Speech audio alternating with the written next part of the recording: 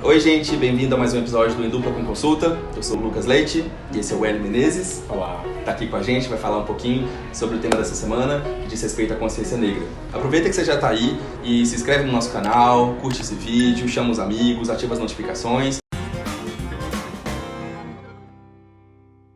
O Dia da Consciência Negra é um feriado em algumas cidades brasileiras, mas não no Brasil inteiro. Aqui em São Paulo, por exemplo, ele aconteceu numa terça-feira, então a gente ganhou um feriado, mas ele não é importante só por causa disso, só porque você pode ir pra praia e curtir com seus amigos. Esse dia é muito importante porque é o reconhecimento de uma cultura, de uma tradição e de um povo que ajudou a formar o Brasil como ele é hoje. Para isso a gente convidou o Hélio Menezes, nosso grande amigo, que foi o curador do Histórias Afroatlânticas, uma exposição que foi tanto no MASP quanto no Instituto Tomi Otaki. Ele vai falar pra gente um pouquinho sobre como que é alguém formado em relações internacionais, que trabalha hoje com a questão cultural, com antropologia e com coisas também de RI, mas que tem uma pegada um pouquinho diferente daquelas mais tradicionais da nossa área. Bom, eu sou o Hélio, eu tenho uma trajetória um pouquinho também acadêmica diferente assim das RI, tradicionais, por assim dizer. Eu sou formado em Relações Internacionais pela USP, já faz alguns aninhos. Depois eu fiz Ciências Sociais também lá na Universidade de São Paulo. Fiz meu mestrado em Antropologia, então eu fui caminhando de RI para Antropologia e hoje eu estou no doutorado também em Antropologia. Então eu me sinto internacionalista antropólogo, antropólogo internacionalista, alguma coisa assim, no meio do caminho das duas coisas. E aí, sei lá, acho que a minha formação me deu um pouco essa bagagem, assim, um repertório talvez, de pensar as RI numa outra dimensão.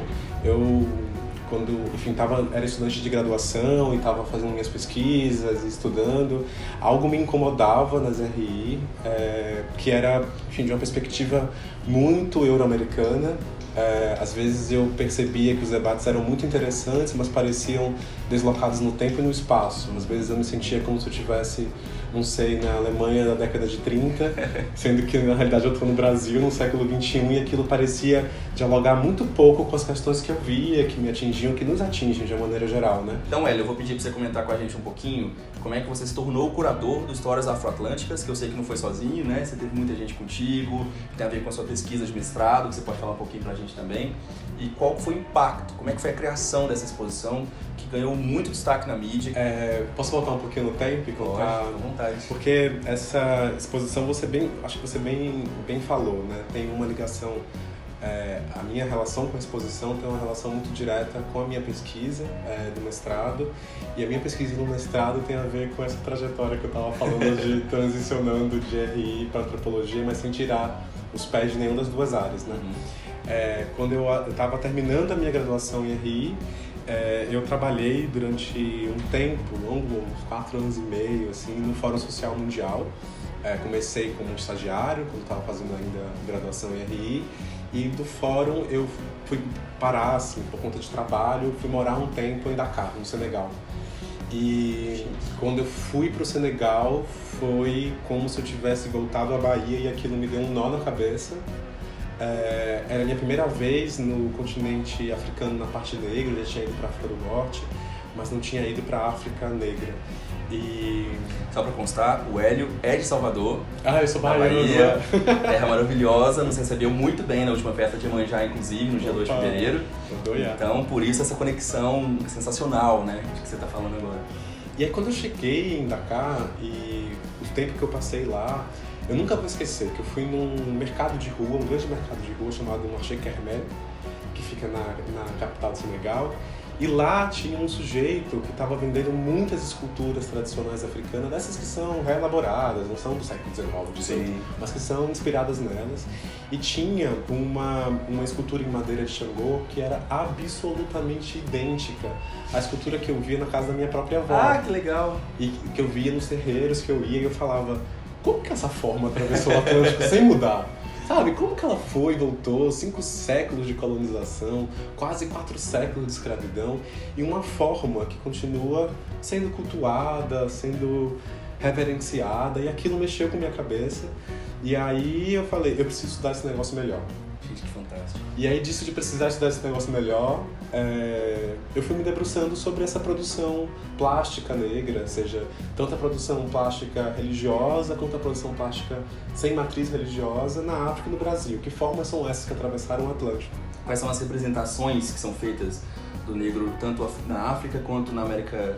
Representações de si, por si mesmo, do olhar estrangeiro para si, ou objetos que se cria a partir de, não sei, de interesses religiosos, de festas, ou o que quer que seja, e que você vê uma íntima conexão entre dois continentes com um Atlântico gigante no meio, e fala, talvez não seja tão gigante esse Atlântico assim. Um rio chamado Atlântico. Um rio chamado Atlântico, exatamente. Exatamente. É um riacho, né, para usar a expressão do Alberto da Costa e Silva. Sim. Então aquilo para mim foi algo que me levou a estudar arte de uma maneira mais... Eu já era, tipo, interessado, mas não era um estudioso. Isso em 2011, faz uns aninhos. E então foi por essa via, estudando esse tipo de produção, que me levou à pesquisa de mestrado. E da pesquisa de mestrado que eu defendi no ano passado, sobre arte afro-brasileira. Começou com essa indagação África-Brasil, logo foi virando uma coisa Brasil. Eu fui também entendendo que África é essa. Há uma África fantasiosa, há uma África ideal que a gente cria na cabeça. A própria ideia de uma África já significa discursivamente uma ideia... reducionismo, né? Muito, muito forte, né? Ao mesmo tempo que faz parte de pensar politicamente a África como uma unidade, os africanos estão há muito tempo criando não uma identidade africana, mas uma união africana. Perfeito. O que faz todo sentido falar em África e não em Áfricas. Mas do nosso ponto de vista do Brasil, né, do lado de cá do Atlântico, a gente ainda pensa a África como uma região, um país, um povo, uma cultura. Então talvez ainda faça muito sentido pra gente aqui falar em África. Uma coisa bacana é entender que essa exposição veio junto de outras muitas iniciativas expositivas, não só no Brasil, mas fora. No mesmo período que estava acontecendo a exposição Histórias Afro-Atlânticas aqui em São Paulo, outras exposições em São Paulo, no Rio, em Nova York, em Lagos, em Paris, na Cidade do México, estavam e estão tomando os temas negros de um modo geral e as artes negras de um modo geral como motivo para suas exposições. Alguns dos artistas negros contemporâneos, brasileiros, que exibimos no máximo no Tumiltac, estavam com obras ao mesmo tempo sendo exibidas na Cidade do México, por exemplo. Talvez sejam mais conhecidos lá do que aqui, isso é uma questão. Essa exposição também vem na sombra de uma trajetória de outras tantas exposições que vem acontecendo em nosso país sobre o tema. Eu destaco especialmente uma exposição que foi fundamental, que esse ano completa 30 anos, chamada Mão Afro-Brasileira, realizada no centenário da abolição, em 1988, aqui em São Paulo, de curadoria do Emanuel Araújo, que foi uma exposição que pela primeira vez reuniu uma grande exposição, obras só de artistas negros. 30 anos depois, a gente chega com Histórias Afro-Atlânticas absolutamente devedora dessa experiência, mas tentando dar também outros recortes passados 30 anos. É óbvio, o Brasil mudou, o mundo mudou, né? E pra gente, o que era absolutamente fundamental para essa exposição era mostrar uma dimensão atlântica da questão negra, ou das questões negras. No fundo, é levar a sério a ideia de que não existiria a Bahia sem o Haiti, e o Haiti não existiria sem Cuba, Cuba não existiria sem a Nigéria Nigéria não existiria sem o sul dos Estados Unidos, o sul dos Estados Unidos não existiria sem o Senegal. O que há em comum entre todos esses lugares? O Atlântico. Legal. O Atlântico Negro, para usar uma expressão do Paul Gilroy. Ou seja, é levar a sério a ideia de que o Atlântico não foi só um produto das relações entre esses estados e regiões, mas foi produtor dessas regiões. Agora eu estou imaginando a dificuldade que deve ter sido ligar os pontos, tentar fazer conexões relacionadas a vários países, vários autores, de muitos momentos diferentes na história e tentar fazer sentido com isso tudo. Como é que foi essa obra hercúlea de lidar com tanta informação? Olha, foi um trabalhão. Imagina. Foi um trabalhão que durou quase 3 anos formais, assim, de pesquisa. Embora, claro, cada um dos curadores já vinha com pesquisa há muito mais tempo, pesquisas individuais, né? Sobre esse tema. Mas teve algo do processo que foi fácil, por assim dizer.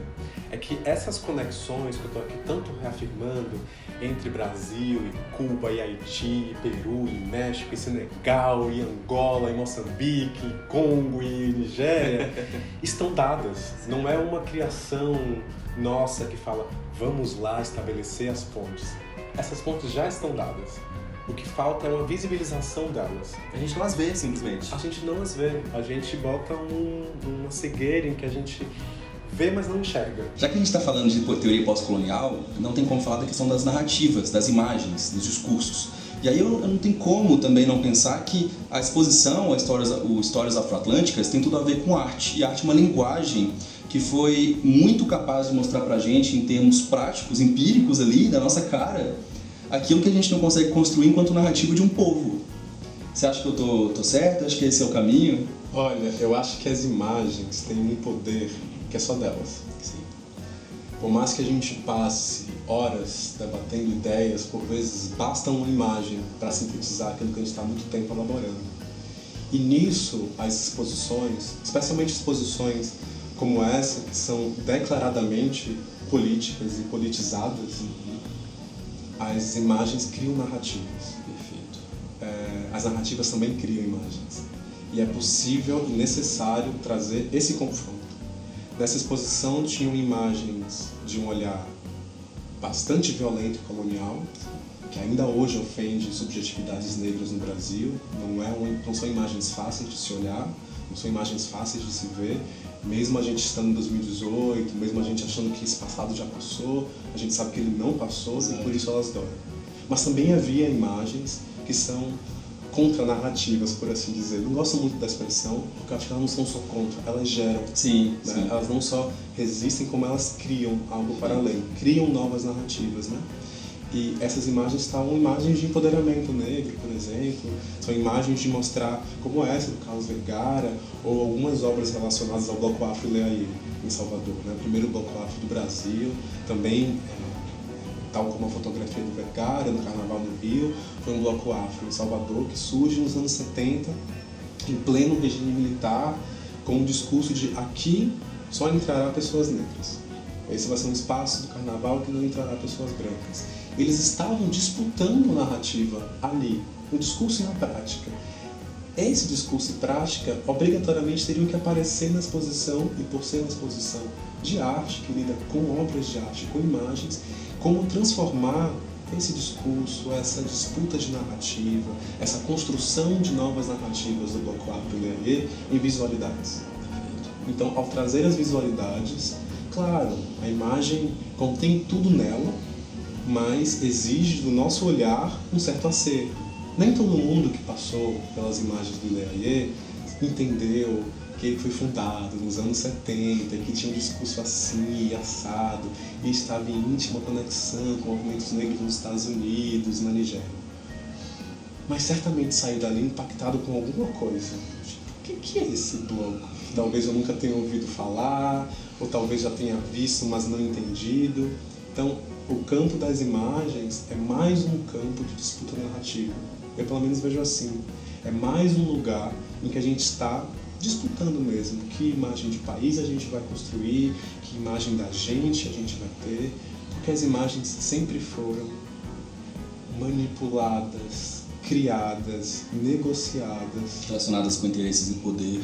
Absolutamente. Se a gente pensar o que é a criação dos grandes museus do mundo, todos, e os nossos no Brasil também não fogem, são ligados a grandes famílias, a grandes poderes, a políticas públicas condicionadas, geradas a partir de interesses muitas vezes privados. Quer dizer, quando a gente estabelece os nossos museus brasileiros, né, se a gente pensar nos grandes museus brasileiros, qual a formação do acervo deles? Basicamente a arte europeia. Então é nesse campo que a gente está disputando também. Então eu vou dar uma dica para vocês, que tem tudo a ver com o que a gente falou agora, que o Hélio comentou, que é a Ocupação Ileaie, que está no Itaú Cultural. Vai assistir, vai ver, vai se manifestar de várias formas, tira foto, comenta com seus amigos, porque está sensacional. São amigos nossos, inclusive, que estão lá organizando, são pessoas maravilhosas, que colocaram muito carinho, muito empenho nessa exposição Ocupação Ileaie no Itaú Cultural. E para quem está aqui em São Paulo, para quem mora em São Paulo e está nos vendo, não precisa esperar uma nova exposição como Histórias Afroatlânticas acontecer. Há uma série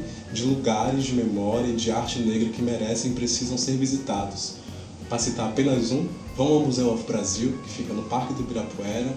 É um grande museu que tem um acervo enorme, com muita história para contar e ainda pouco conhecido por muitos de nós. Então não dá pra gente criticar e só ir visitar museu quando viaja, vai pra fora. Exatamente. Estando aqui na cidade de São Paulo também a gente precisa conhecer. Perfeito. Então, gente, conversei aqui com Hélio Menezes, que foi curador do Histórias Afroatlânticas. Conversa sensacional. Eu aprendi horrores sobre teoria pós-colonial, sobre a abordagem que a gente tem que ter em relação à nossa cultura e nossa identidade. Para mim foi muito legal, espero para vocês também. Então é isso, brigadíssimo, Hélio, eu amei. Eu também adorei, eu que te agradeço. Espero voltar muitas vezes. Vai voltar. Deixa aqui registrado meu pedido de retorno. Já está registrado, está Assim, garantido. Preso em relação a isso. Não tem mas jeito. eu que agradeço. A gente vive um momento no país e no mundo que são momentos difíceis, delicados, que exigem da gente reflexão por todos os lados. E eu acho que é mesmo um momento da gente voltar um pouquinho, botar 2 pezinhos para trás, entender um pouco do que foi nossa história, do que é nossa história, do que a gente pode com isso fazer daqui para frente. Faz parte de todo e qualquer grande povo, toda e qualquer grande nação, se é que ainda podemos usar esse termo com algum respiro, legal. Conhecer a si mesmo. Perfeito. Conhece-te a ti mesmo é um ensinamento antigo que vai se reproduzindo, mas muitas vezes a gente não incorpora. Conheçamos-nos a nós mesmos. Eu acho que esse é um convite, um apelo, porque em tempos tempos sombrios, em tempos delicados, em tempo em que a política está invadindo mais abertamente a nossa vida, inclusive de maneira violenta, vale a pena a gente entender, desconstruir certas imagens do nosso próprio país, por exemplo, de um país cordial, de um país ordeiro, de um país de encontro de raças. E a gente sabe que a maior parte do nosso país foi formada por violências, por desencontros de raça. Tem uma frase do poeta Leminski, que eu gosto muito, em que ele acho super irônico, em que ele fala assim: o Brasil, todo mundo sabe, foi descoberto por Cabral e fundado pela violência. Então vale a pena a gente revisitar essa história, parar de nos enganarmos um pouco, porque eu acho que só assim a gente vai construir um amanhã um pouco mais aliviado do que a gente está vivendo no presente agora. Então, é um convite, um apelo, a gente está nessa briga e luta para nos mantermos vivos, afinal de contas, né? Podemos conversar com as pessoas, aprender um ambiente de troca democrática, inclusive de discordância de ideias. Isso é absolutamente fundamental. Então, te agradeço por mais uma janela, mais uma oportunidade da gente trazer esse diálogo. Eu que agradeço, eu adorei. Tamo junto. E é isso mesmo, tamo junto. Vamos continuar então. O Hélio vai voltar várias vezes, eu tenho certeza absoluta, porque foi muito legal. Então, se você gostou, curte nosso vídeo, se inscreve no canal, ativa as notificações, compartilha com seus amigos e a gente se vê no próximo vídeo, quinta-feira. Tchau, tchau. Até mais. Oi, seguidores. Nós vamos usar isso, tá? Esse é meu momento, youtuber. Eu vou comprar uma claquete ainda. Ai, eu vou adorar. Me chama a segunda vez que eu tiver Vou hoje. chamar, querido, você vai ser chamado várias vezes. Maravilhoso, tô amando.